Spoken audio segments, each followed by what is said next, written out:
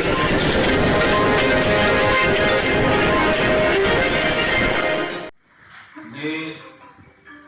एक वार्षिक कुंभ है और जिस प्रकार से कुंभ मेले की प्रयागराज में हमेशा लोग इंतजार करते हैं, उसी तरह से इस पूसा कृषि कुंभ मेले का जो इंतजार होता है वो किसान भाइयों को हमेशा होता है। मेला 2, 3, 4 मार्च को लगाया जाएगा। माननीय केंद्रीय कृषि एवं किसान कल्याण मंत्री श्री नरेंद्र सिंह तोमर जी मेले का उद्घाटन करेंगे और माननीय कृषि राज्य मंत्री श्री कैलाश चौधरी जी भी कार्यक्रम में शामिल होंगे। इस मेले में जो विषय रखा गया है मेले का वह है श्री अन्नों द्वारा पोषण, खाद्यान्न एवं पर्यावरण सुरक्षा। जैसा कि आप जानते हैं, माननीय प्रधानमंत्री जी ने जो हमारे पहले जिन्हें हम मोटा अनाज कहते थे उनको श्री अन्न का नाम दिया है, जिसमें कि ज्वार है, बाजरा है, सामा है, कोदो है, कुट्टी है, मड़ुआ है, रागी है, कंगनी है। ये तमाम करीब 8 तरह के जो मिलेट्स हैं उनको श्री अन्न के समूह में रखा गया है। इनकी विशेषता है कि ये प्रतिकूल जलवायु परिस्थितियों में भी हो सकते हैं। पोषक तत्वों की खासकर इनके अंदर iron, zinc, folic acid, protein, इन सारे पोषक तत्वों की भरमार होती है। और जिस तरह से जलवायु का परिवेश बदलता जा रहा है, पानी की कमी होती जा रही है, वातावरण में गर्मी आ रही है, इन सब सारी चीज़ों को ध्यान में रखते हुए मिलेट्स या श्री अन्न जो हमारी थाली से चावल और गेहूं के आने के बाद एक तरफ से दूर हो गए थे, उनको पुनः हमें अपने थाली में वापस लाना है। यही प्रयास है माननीय प्रधानमंत्री जी का, माननीय कृषि मंत्री जी का। और इसी चलते हम लोगों ने मेले का इस बार आयोजन इस विषय के ऊपर किया है। इसमें जितने मिलेट से संबंधित स्टेक होल्डर हैं, फार्म टू फोर्क, खेत से लेकर के और चम्मच तक, यानी कि हम खाना खाने तक जो है श्रृंखला में जितने लोग आते हैं, किसान से शुरुआत होती, अनुसंधान से शुरुआत होती है, फिर बीज बनता है, फिर किसान के बीज पास जाता है, किसान उत्पादन करता है, उत्पादन मंडी में आता है, किसान को उसका उचित मूल्य मिलना चाहिए, तभी इन सारी चीज़ों का आगे प्रोत्साहन होगा, बढ़ेगा। मंडी से फिर ये प्रोसेसिंग में जाएंगे, वैल्यू एडिशन में जाएंगे और हर घर में भोजन का अंग ये बने। इसके लिए जरूरी है कि श्री अन्न जो है विशेष रूप से इनके द्वारा बनाए गए उत्पाद बच्चों को दृष्टिकोण में रख के बनाना चाहिए। एक बार बच्चे इस चीज को पसंद करने लगेंगे तो उनको बाकी सभी लोग खाने लगेंगे। आप देखिए मैगी घरों में बुजुर्गों ने, बड़ों ने खाना शुरू किया, बच्चों के चलते चलते। तो हमें इनमें स्वाद को लाना है और उसके साथ साथ जो है इनका पोषक तत्व जो है वो खाने में निश्चित रूप से जाएगा। तो इसके ऊपर हम लोग विशेष ध्यान दे रहे हैं। इसमें जितने स्टेक होल्डर्स हैं, खासकर स्टार्टअप्स जो काम कर रहे हैं, फार्मर्स प्रोड्यूसर्स ऑर्गेनाइजेशन जो एग्रीगेशन का काम कर रहे हैं, बड़ी मात्रा में श्रेय लोग उत्पादन कर रहे हैं, उनको फिर स्टार्टअप के साथ जोड़ करके किस तरह से जो फार्मर प्रोड्यूसर्स ऑर्गेनाइजेशन हैं उनकी समस्याएं जो हैं उनको स्टार्टअप के माध्यम से हम कैसे हल कर सके, उन दोनों को एक प्लेटफॉर्म पे लाने का काम हम लोग इसमें कर रहे हैं। जितने स्टार्टअप और एफपीओ जुड़े हुए हैं उनको भी हमने बुलाया है और इसके साथ ही साथ संस्थान के द्वारा विकसित जितनी तकनीकियां हैं, खासकर जो उन्नत प्रजातियां हैं अलग अलग फसलों की, अभी हम चूंकि तैयारी खरीफ फसलों की करने जा रहे हैं, तो उसमें विशेष रूप से चावल की जो प्रजातियां हैं, पूसा बासमती 1847, पूसा बासमती 1885, पूसा बासमती 1886, ये 3 किस्में पिछले वर्ष किसानों को हम लोगों ने 1-1 किलो बीज इसका दिया था।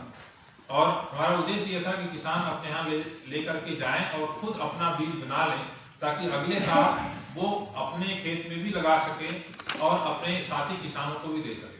तो उस 1 किलो बीज से करीब 400 से लेकर के 500 किलो बीज पैदा हुआ है और इससे इन किस्मों को सभी क्षेत्रों में, पंजाब, हरियाणा, पश्चिमी उत्तर प्रदेश में तेजी से फैलने में बहुत मदद मिली है और किसानों की जो प्रतिक्रिया रही है बहुत अच्छी रही है। और इस वर्ष हम लोग पर्याप्त मात्रा में बीज इन तीनों किस्मों का उत्पादन किए हुए हैं।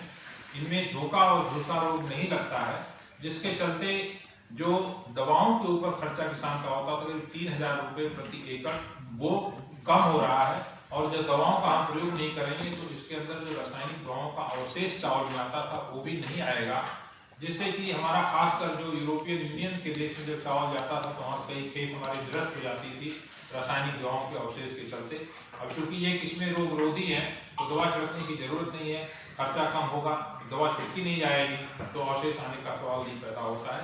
तो इससे बासमती के निर्यात में एक नई क्रांति की ओर हम अग्रसर होंगे। इस वर्ष 2022-23 के दौरान जो बासमती चावल का निर्यात हुआ है देश से, वो करीब 34,000 करोड़ रुपए का हुआ है।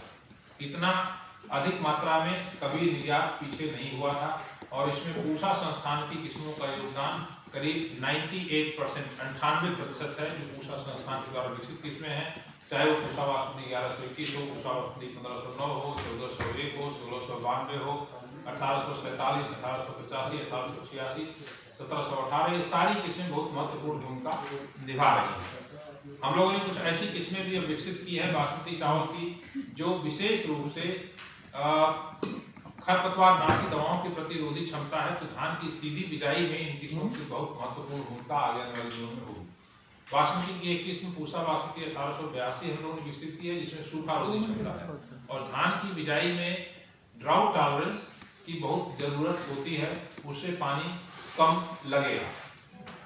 तो इसके साथ ही साथ तकनीकी ज्ञान हम किसानों को देंगे और मिलेट के ऊपर जितने संस्थान देश में काम कर रहे हैं, चाहे वो Indian institute of millet research हो, चाहे दक्षिण भारत की जो कृषि विश्वविद्यालय हो, अल्मोड़ा का संस्थान है जहाँ पे मिलेट में विशेष रूप से शोध कार्य होता है, उन सभी लोगों को हमने बुलाया है। अपने यहाँ से जाकर के वो स्टॉल लगाएंगे, पोस्टर्स लगाएंगे, किसानों की समस्याओं का समाधान करेंगे और जो हमारी वैज्ञानिक कोशिश हुई उसके अंदर भाग लेंगे।